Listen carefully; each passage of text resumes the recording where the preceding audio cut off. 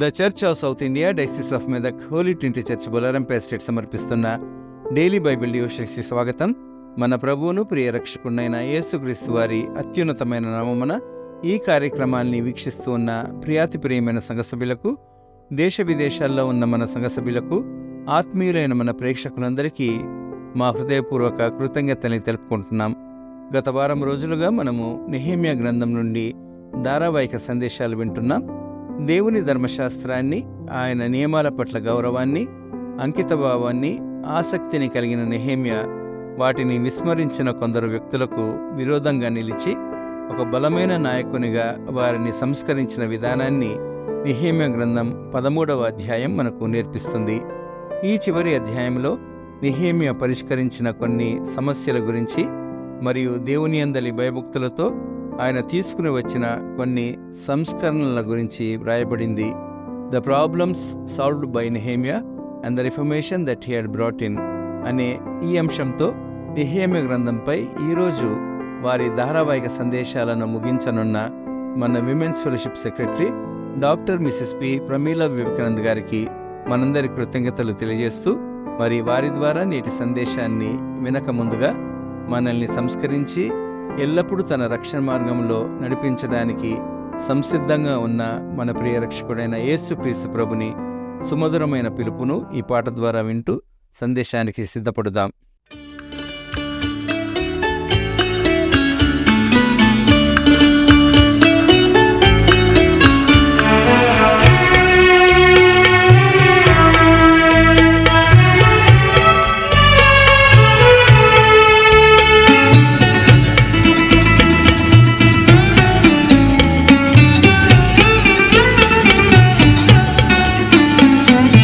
యేసుని సుమధుర స్వరమే ఈనాడే నిన్ను పిలిచే, ప్రభు యేసుని సుమధుర స్వరమే ఈనాడే నిన్ను పిలిచే.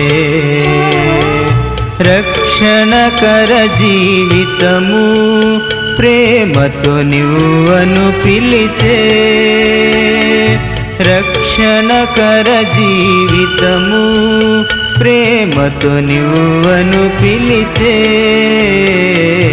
యేసుని సుమధుర స్వరమే ఈనాడే నిన్ను పిలిచే, ప్రభు యేసుని సుమధుర స్వరమే ఈనాడే నిన్ను పిలిచే.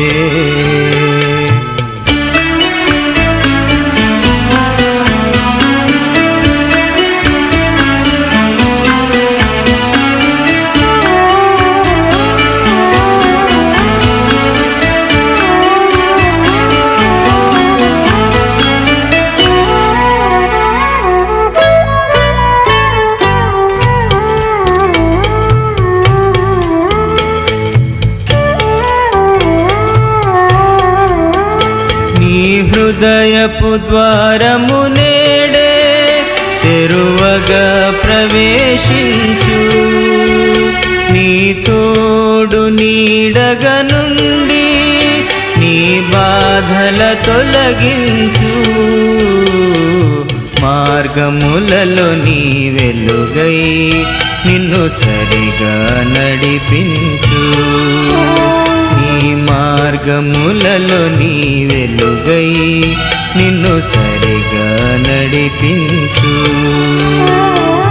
రక్షణకర జీవితము ప్రేమతో నువ్వను పిలిచే, రక్షణకర జీవితము ప్రేమతో నువ్వను పిలిచే. యేసుని సుమధుర స్వరమే ఈనాడే నిన్ను పిలిచే.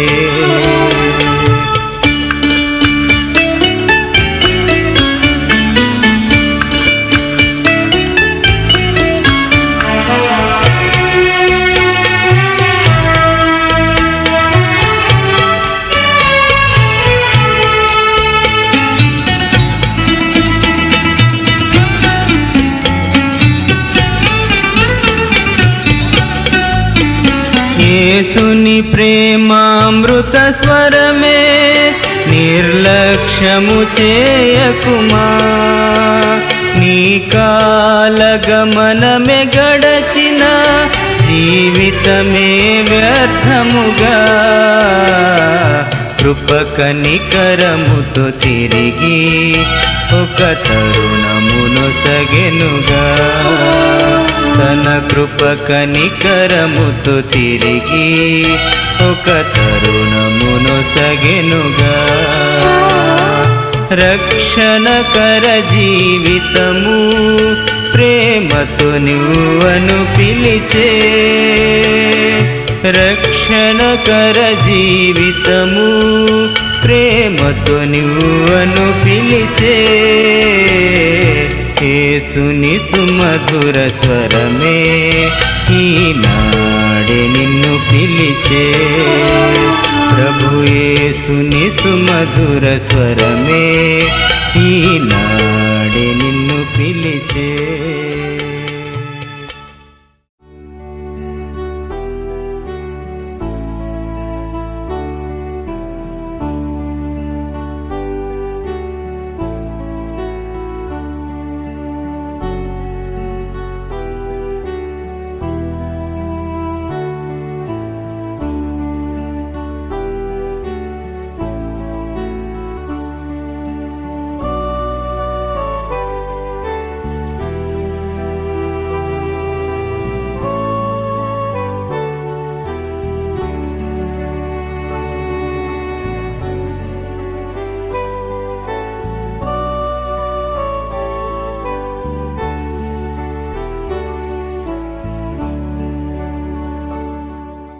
అనుదిన దైవవాక్యమును వీక్షిస్తున్నటువంటి సంఘ సభ్యులకు, ప్రేక్షకులకు, విశ్వాసులకు అందరికీ ప్రభువైన యేసుక్రీస్తునామమున శుభములు తెలియజేస్తున్నాను.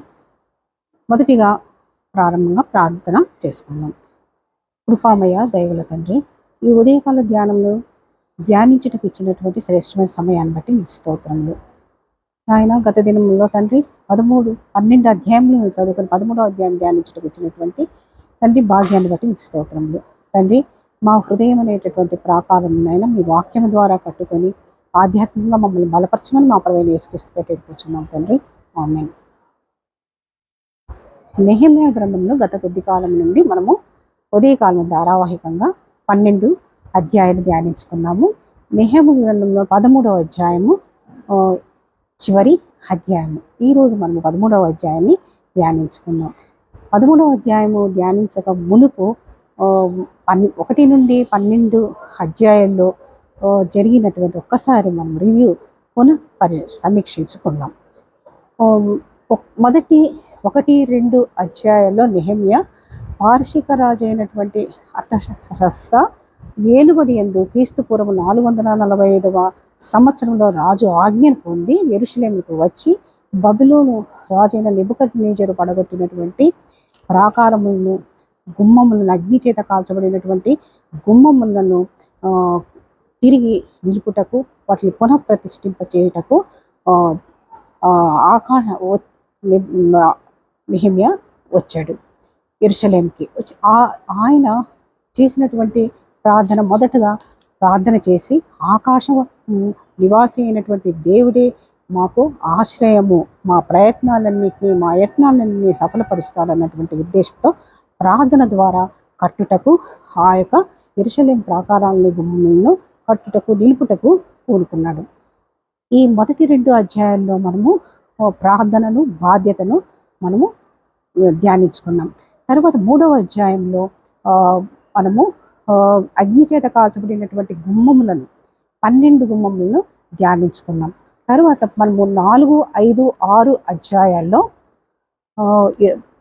ప్రాకారము కట్టడానికి పూనుకున్నప్పుడు ఎంతో వ్యతిరేకత, అసహనము, తృణీకరణ, అపహాస్యము, హేళన చేశారు సన్బలటు, టోబియా మరియు గెషము.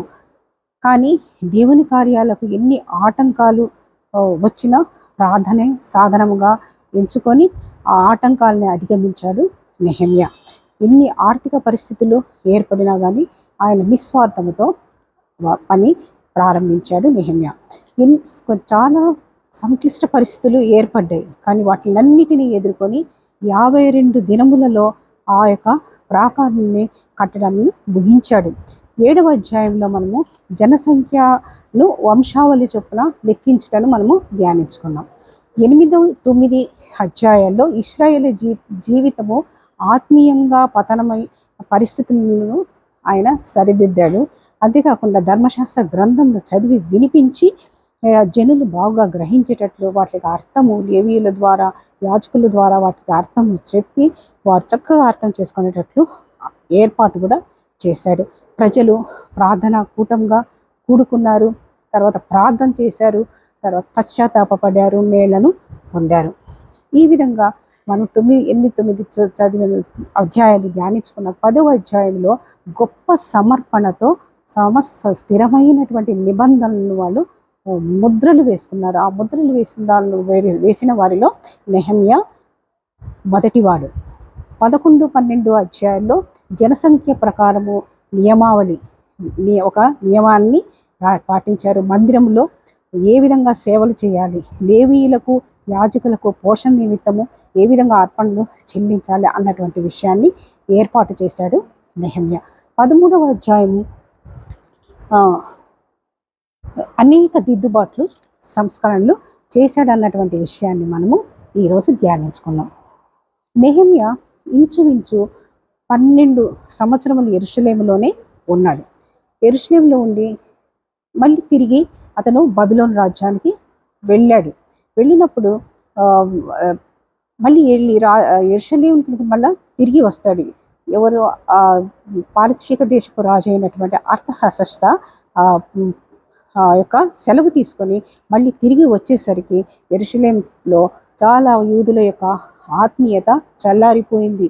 వారు చాలా వెనకబడిపోయారు. 1 నుంచి 3వ వచనం వరకు మనం 13వ అధ్యాయం 1 నుంచి 3వ వచనం వరకు మనం గమనిస్తే జనులు ధర్మశాస్త్ర గ్రంథాన్ని చదివి వినిపించినప్పుడు మిశ్రిత జన సమూహం, అమ్మోనీయులు, మోయాబీయులు వీళ్ళందరినీ ఇశ్రాయేల సమాజం నుండి వాళ్ళని వెలివేసేశారు. 4 నుంచి 8వ వచనం వరకు చూస్తే యాజకులైన ఎల్యాషీబు టోబియాతో బంధుత్వము ఏర్పరచుకొని యాజకులు లేవీయులకు ప్రతిష్ఠితమైనటువంటి వస్తువులు ఉంచినటువంటి ఆ యొక్క గొప్ప గదిని ఖాళీ చేయించి అమ్మోనీయుడైనటువంటి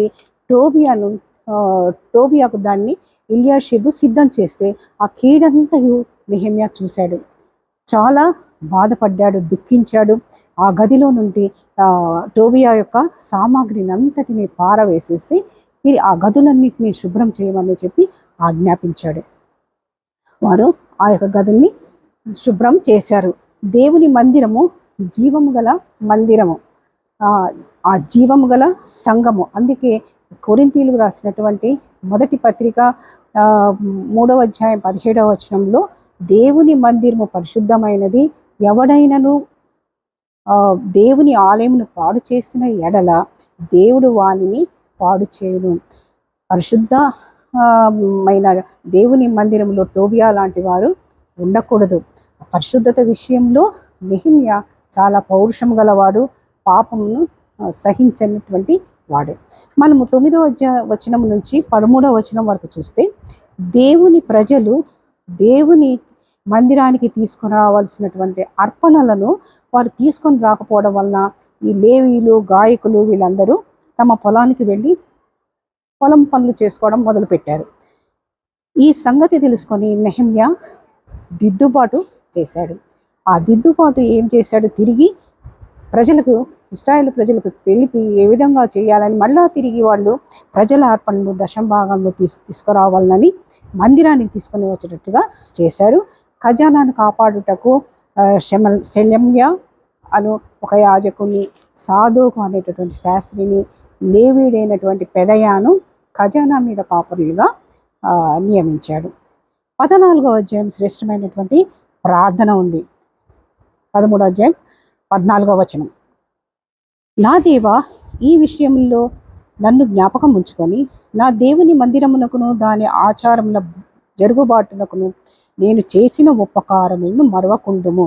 ఈ శ్రేష్టమైన ప్రార్థన చేశాడు. తర్వాత 15వ వచనం నుండి 22వ వచనం వరకు చూస్తే యూదులు విశ్రాంతి దినాన్ని పాటించడం లేదు, అతిక్రమించి దేవునికి విరోధంగా నడుచుకుంటూ నిర్లక్ష్యంగా దుష్కార్యం చేయుచున్నారని నెహెమ్యా వారిని గద్దించారు.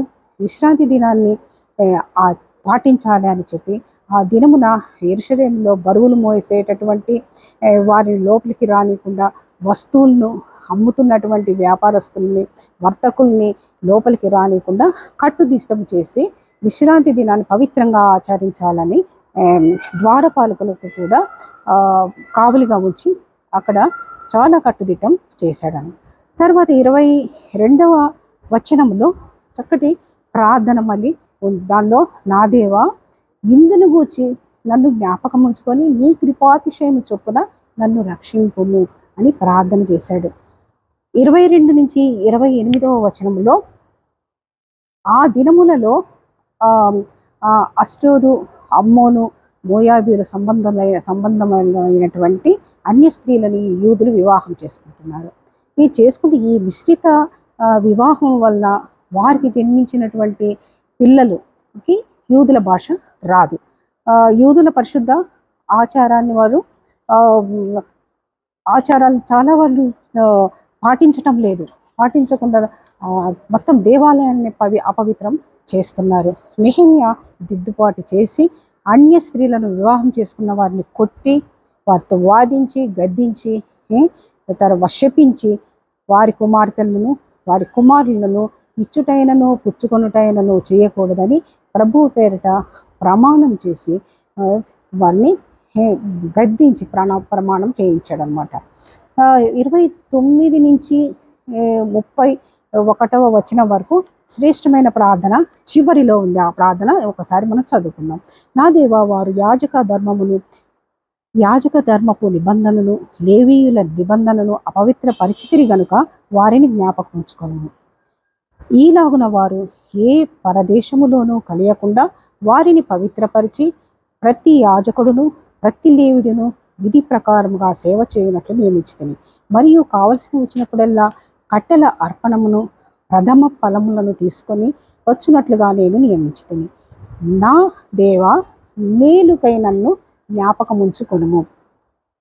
ఇక్కడ మనము నెహెమ్యా చేసినటువంటి గొప్ప సంస్కరణలు, దిద్దుబాట్లు అంతా చేసినట్టు విశ్రాంతి దినం గురించి, తర్వాత వివాహం గురించి, అన్య స్త్రీ వివాహం గురించి, ఇవన్నీ ఎన్నో దిద్దుబాట్లు చేసిన తరువాత ఆయన చివరిలో ఏమంటాడు? నా దేవా మేలుకై నన్ను జ్ఞాపకం చేసుకొనుమని ప్రార్థించాడు. కాబట్టి నెహెమ్యా మొదటి అధ్యాయంలో ప్రార్థనతో ప్రారంభించాడు. 52 రోజుల్లో యెరూషలేము ప్రాకారమును గుమ్మమును కట్టాడు, నిలిపాడు. యూదా ప్రజల జీవితాలని సరిచేశాడు. వారి యొక్క జీవితాలని సరిదిద్దడమే కాకుండా క్రమబద్ధీకరించాడు. ఈ విధంగా నెహెమ్యా గ్రంథము ప్రార్థనతో ప్రారంభమై ప్రార్థనతో ముగిసింది. దేవునికి స్తోత్రములు. చివరిగా ఒక మాట, నెహెమ్యా గ్రంథములు ఈ 13 అధ్యాయాలు మనము ధ్యానించుకున్నాము. మనము కూడా నెహెమ్యా వలె శ్రేష్టమైన లక్షణాలు కలిగిన ప్రార్థనా పరులుగా, తమ సొంత ప్రజల క్షేమము కోరిన వాడుగా, పరిశుద్ధత విషయంలో మాదిరి నాయకుడిగా నిలిచినటువంటి నెహెమ్యా వలె మనము కూడా మన హెచ్టిసి సంఘం కొరకు, తర్వాత ప్రస్తుతం జరుగుతున్నటువంటి దేవాలయ మరమ్మతులు, రెనోవేషన్ కొరకు మనం ఐక్యతతో ఏక మనసుతో మనము ప్రార్థించి ప్రభువుని వేడుకుందాం. పరిశుద్ధాత్మ దేవుడు మనకు సహాయం చేసి మనల్ని దేవుడు దీవించి ఆశీర్వదించును గాక. ఆమేన్.